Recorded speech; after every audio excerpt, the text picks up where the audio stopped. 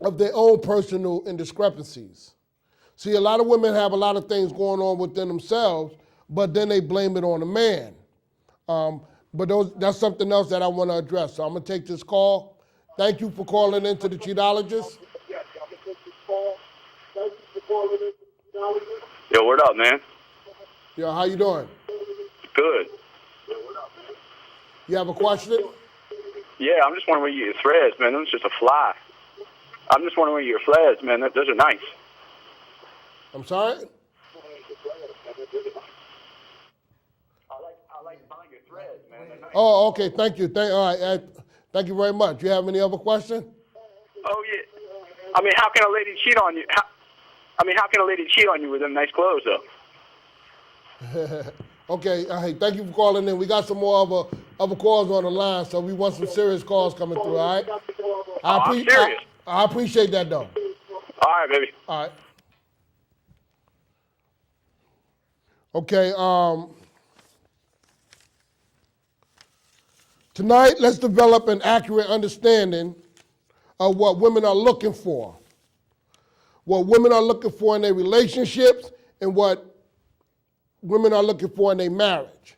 Because even though they're in a marriage, and even though they've been married for 2-3 years or even longer, still a lot of women don't know what they want in their relationship or out of their marriage. They don't have a plan nor a goal to reach in a marriage. They just in the marriage. They just in a relationship. So if you know that you have a goal and if any problems arise in the relationship, y'all both work together to eliminate them issues and problems that may contaminate the growth or the ability of the relationship to grow or go further. So if y'all working together, y'all both will work together to eliminate, because problems do arise.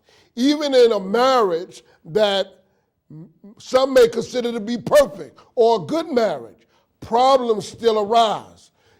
The reason problems still arise because the man or the woman have had a past, and sometimes things that are not settled in the past has a way of creeping back into our future. And it may affect our character, it may affect our behavior in a relationship. So if them problems are not addressed or together, then it becomes a bigger problem, and then it affects the whole situation, the whole marital situation. So working together and working towards a common goal in a marriage is a good thing. It's a good thing, but unfortunately a lot of them things are not happening today. That is not happening today because the woman, she doing her thing and the husband is doing his thing. I'm not talking about cheating right now. I'm just saying sometimes one or the other can be very selfish in a relationship and nothing get accomplished in a relationship. Let's assess the problems in the relationship now that may be hindering the progress of joy and happiness, mutual consideration, and love and respect. That should already be existing in a relationship, but unfortunately it's not. So if y'all women are listening tonight, I want y'all to call in. And when you call in, tell me, what do you want out of your relationship? Do you really know what you want out of your relationship? Tell me what you feel you are missing in the relationship. And hopefully the men are going to be listening, because you can be speaking about your own situation, but it can actually be a lot of other people in the same situation as you. So the ladies, if you call in, I want you to tell me. We're going to have some direction tonight. Tell me what you want out of your relationship and what are you looking for in your relationship or in your marriage. What you feel that you are missing. What you feel that you are missing in the relationship that's hindering the progress of the relationship. And what are you doing as a woman to contribute to progress of your relationship, or what are you doing as a woman to bring the downfall of your relationship? You understand what I'm saying? What are you doing to move it forward, and what are you doing to hold it back? And I want to know, what are you willing to change to make the relationship better? Thank you for calling the Cheatologist. Yeah, sir. I have a question for you. It's like I got into a relationship with this young lady that came out of divorce, and she was completely in debt, completely. And for 4 years, 90% of her money went to her past. Well, I want to know, well, how long do you feel that I should have held in with her? And I'm gonna let you know, she was my ex-wife, and we were trying to get back together. Okay, so let me make sure I have your question correctly. You was in a relationship with a young lady who was in a whole bunch of debt, and you married her while she was in debt? No, she was my ex-wife, and we was getting back together, but she came back out of another marriage with a bunch of debt, and we've been together 4 years, and I was wondering, how long should I support her in that? Okay, do you love her? Yes, I loved her. So but we done broke up right now because of it. Oh, you broke up because of her debt? Yeah, this week. Okay, it's understandable that you're not willing to take on the things that she accrued while she was in another relationship. However, if you love her, you would take her as she is, and y'all will work on that debt together. I understand that it's her debt, but we got to stop letting money control our relationships. And that's why a lot of our relationships are falling through the gap because of money problems. Now, I do understand that you are not willing to clear the debt that she probably accrued with her last husband, who ran up all her credit and so on and so forth, and then left her, or they divorced, and right. You love her and you want to take her back. However, you say, whoa, you got all these credit issues. I'm not willing to take on these credit issues. I mean, did you tell her that?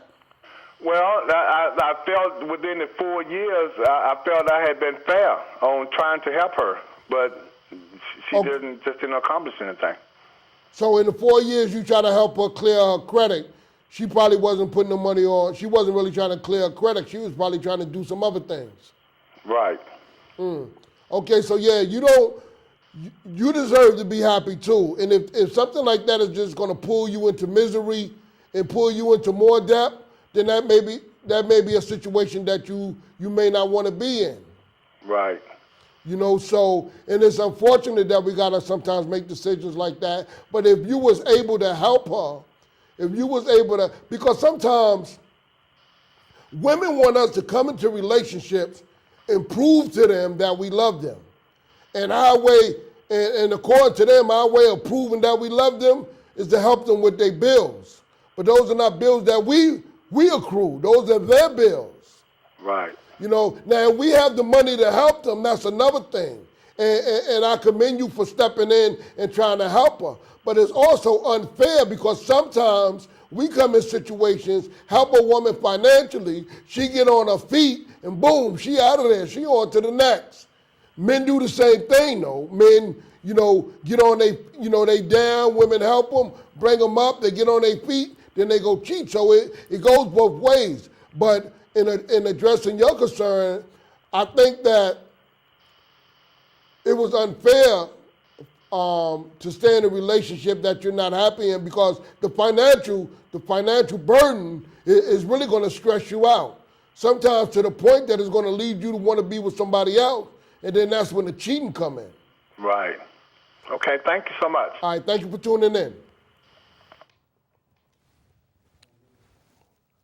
See, and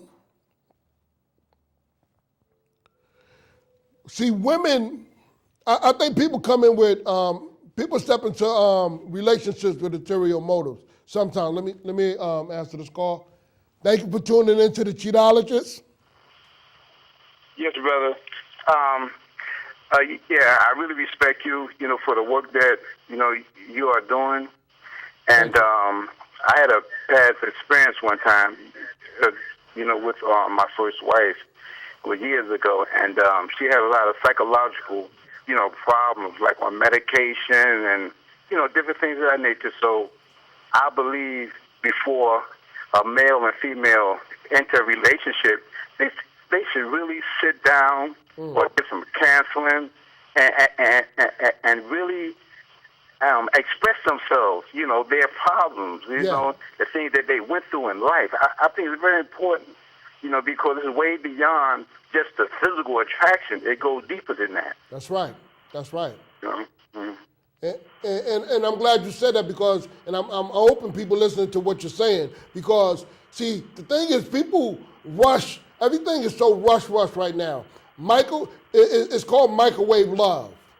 It's no longer, the love is not in the oven and it's baking and it's taking the proper time to cook. It's microwave love. It's boom, pop out. The love is there. The love is, I love you already, and I really don't know you. I don't know what's going on with you. I don't know anything about you, but I love you because the intimacy was good, or you took me to dinner, and this is the microwave love. But women and men no longer sit down and have conversations. When they go to dinner, when you meet a woman, you first take her out to dinner.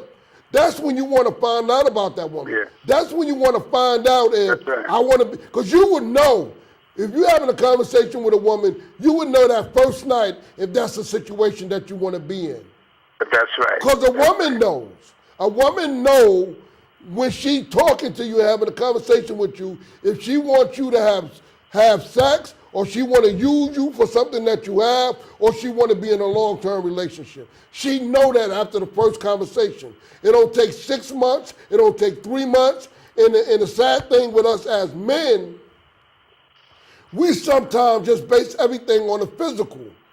The woman's, her breasts, the way she show it, her curves in her body is not going to determine if she's going to be a good woman, if she's going to be a good mother to our children. None of that matters. You know what I'm saying? It's good to have someone that you're attracted to, for the comfort of your eyes. We do understand that. But if we want longevity, we got to know more about her. And I'm not talking about if she got a college degree or anything like that, but we want to know how you handle situations. What was your last? It's almost like we need to put them through an application process. What's your name? How long you lived in the address you've been living there? Do you own or do you rent? How many children do you? It may sound like a joke, but it's serious. We need to have and then when women say, wait a minute, you asking me too many questions, I don't want you to know all my business, then you got to think and say, wait a minute, what is she trying to hide? There you go. You have to be open. Yeah, if she want to get to know you and you want to get to know her, y'all need to put that on the table. That's right. I just want to express that, Yeah, and I respect that. Thank you for calling in. All right. All right? All right.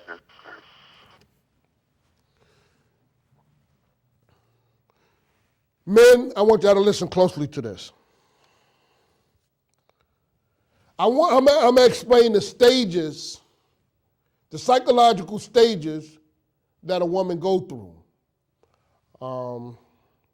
And when I say go through, after y'all come into a relationship, I love you too, boo, so on and so forth. We're going to be happy together. We're going to do this together, so on and so forth.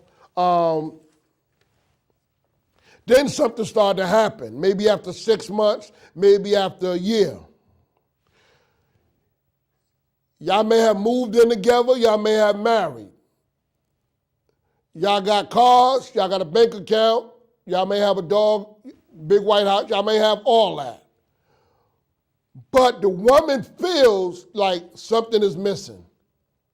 She say, wow, I got this and I got that, but I'm still not happy.